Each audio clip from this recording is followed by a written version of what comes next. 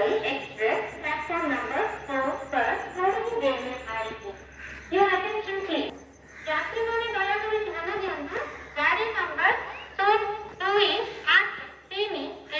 Dhanbad Bhubaneswar special express Dhanbad Bhubaneswar special express 2 number platform में किसी समय मध्य पहुंचेगा। यात्रीगण कृपया ध्यान दें प्लेटफॉर्म नंबर 2